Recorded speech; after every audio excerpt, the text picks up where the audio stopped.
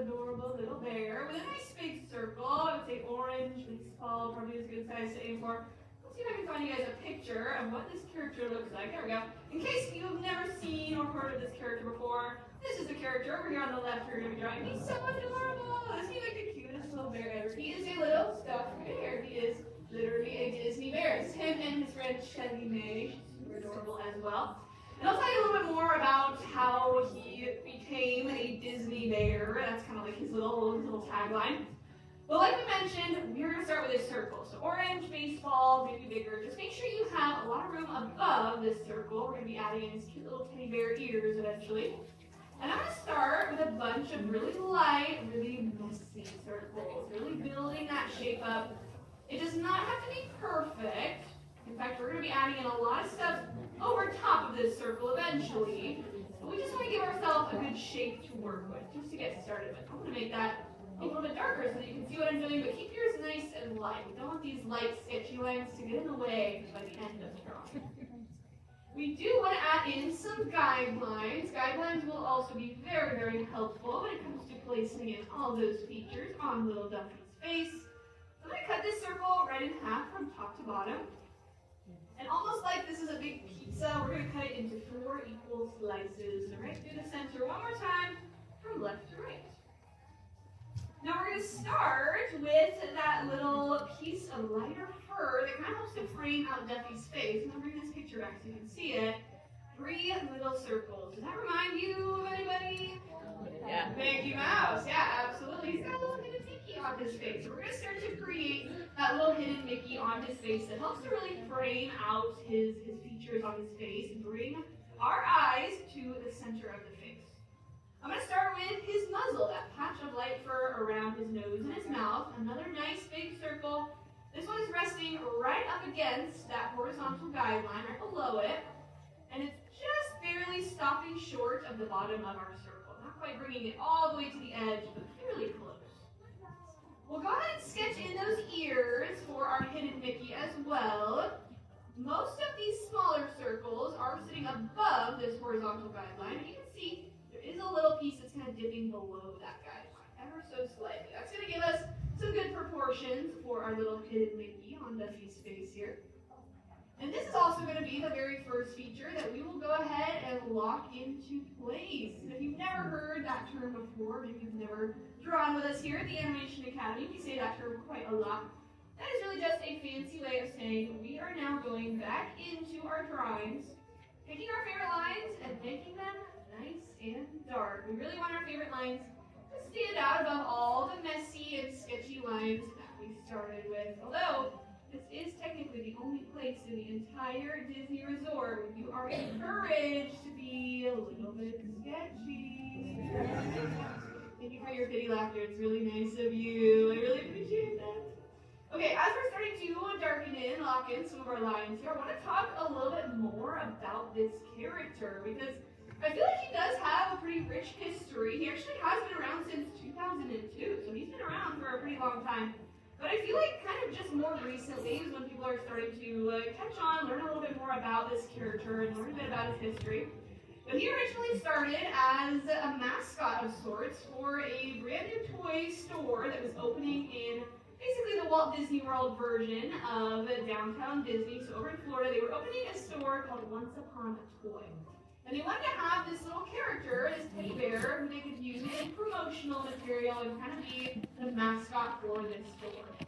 Now, in the very early days, the story behind Duffy was just that he was a teddy bear. He was a stuffed teddy bear who had actually been brought to life by Tinkerbell's pixie dust. And that's how he was able to walk around and come to life, because he was brought to life by that pixie dust.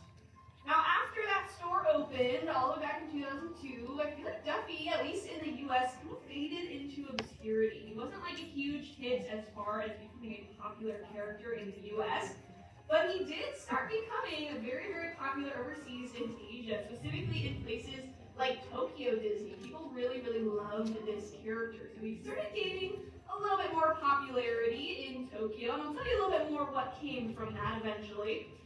But we want to start to sketch Duffy's face. Now that we've got this little hidden Mickey, this frame to set his face inside of, I'm going to start with his nose. Just below the top of our hidden Mickey head here. It looks like a little upside down chocolate chip. It's a little curvy, kind of triangle shape. I think it looks like a little chocolate chip. I'll go ahead and lock that in, and for your first piece of extra credit, if you're feeling a little bit fancy with the spices, you can even shade Duffy's nose in there. Since he has that nice black nose, I'm going to shade that in a little bit. His nose is going to connect to his smile with this little number 1. Right underneath his nose, I'm going to add in a little number 1, just a little piece of that center guideline I'm darkening in.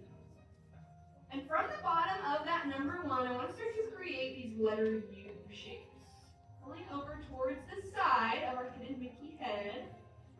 That's going to create the top of his smile here. I'll go ahead and lock that in, as well as giving him this little smile line on either side, this little rainbow. Will make it look like his cheeks are being pushed up super big by this smile. He is kind of known as like the bear of luck and happiness as a Disney bear. And like I mentioned, he was starting to become very, very popular overseas. So they decided that in order to kind of account for his popularity overseas, they would create a new backstory for him. They would give him a little bit more lore, if you will, so that they would have a bit more context for all these people that were wanting more Duffy merchandise and wanting more story for this character. So the story that they came up with for this little bear was actually that they created this whole story of Mickey being a sailor. And essentially, when Mickey would leave on his long voyages as a sailor, Minnie didn't want him to be lonely, so she was actually the one who created this bear for him. She made him this little stuffed bear. She placed him into his duffel bag, and when Mickey opened up his duffel bag on his voyage, he found this adorable little stuffed bear there to keep him company. And because he found him inside of that duffel bag where Minnie had hid this little bear, Mickey decided to call him Duffy Bear, which I think is just about the cutest possible way to get a name, I think so. And from there, once he had that story, really even more, his popularity started to just grow and grow and grow. In places like Tokyo Disney and Shanghai Disney, he is an extremely popular character, and I love that he's kind of starting to gain a bit more popularity back here in the U.S. where it all started once again. Now we've got a little smile for Duffy. I went ahead and opened up his smile by dropping one more letter U shape in there, and a little rainbow on the bottom for that cone. Because he is a stuffed bear as well, he's going to have those little, almost like, not buttons, but almost little beads for his eyes that a lot of stuffed animals will have. So right on top of that center guideline, a little bit closer towards the inside of our hidden Mickey ear shape, place in those little beads, little circles. I like to add in one more teeny tiny little circle right inside just to create a highlight on the inside of Duffy's eyes. And then I'll shade in everything outside of that smallest circle. And I'll give him that little highlight, a little glimmer in his eye, just makes him look that much cuter. He's not quite looking like a stuffed bear just yet though. He's kind of looking maybe a little bit like a bowling ball, Duffy the bowling ball. So we need to start adding in some ears for him.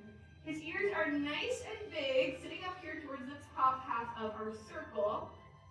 I would say the bottom of the ear rests right above where our horizontal guideline is, and they just look like these two big rainbows attached to either side of our circle here. I'm going to go nice and big with these ears. I think the bigger you make them, honestly, the cuter he looks.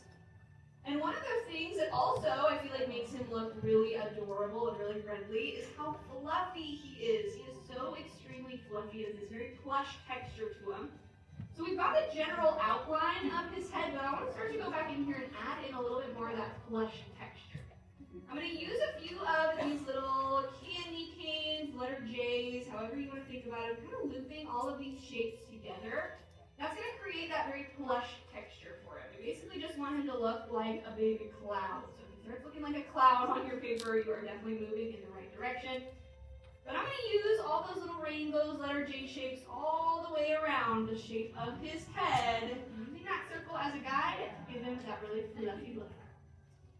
Now, once Duffy had been created and he was starting to gain a lot of popularity, the Walt Disney Company noticed that people would actually purchase multiple Duffy plushies, and they would dress them up in different costumes and give them different names and different stories. So the fans of Duffy were essentially creating their own characters in order to keep Duffy company.